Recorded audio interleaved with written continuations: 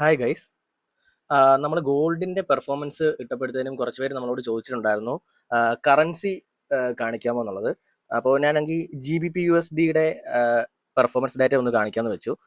അപ്പോൾ ഇത് GBP/USD 3 minute time frame ആണ്.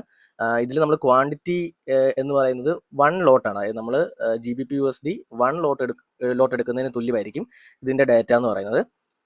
അപ്പോൾ ഇപ്പോൾ ഇവിടെ നമുക്ക് കാണാനായിട്ട് പറ്റും, ഡിഫോൾട്ടായിട്ട് വരുന്നത് ഒക്ടോബർ 6 തീയതി മുതൽ ഡിസംബർ 9 തീയതി വരെയുള്ള ഡാറ്റയാണ് ഇപ്പോൾ ഈ കാണുന്നത്.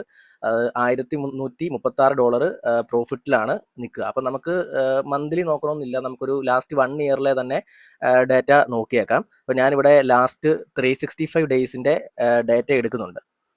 അപ്പോൾ ഇവിടെ നിങ്ങൾക്ക് കാണാൻ പറ്റും, നമ്മുടെ റിപ്പോർട്ട് അപ്ഡേറ്റ് ആവുന്നുണ്ട്. ഓക്കെ, റിപ്പോർട്ട് വന്നിട്ടുണ്ട്. അപ്പോൾ നിങ്ങൾക്ക് ഇവിടെ കാണാനായിട്ട് പറ്റും, നമുക്ക് ലാസ്റ്റ് 365 ഡേയ്സ്, അതായത് ലാസ്റ്റ് ഒരു വർഷത്തിൽ ഈ ഇൻഡിക്കേറ്റർ 3 മിനിറ്റ് ടൈം ഫ്രെയിമിൽ നമ്മുടെ GBP/USD $20,844 പ്രോഫിറ്റിൽ നിൽക്കുക.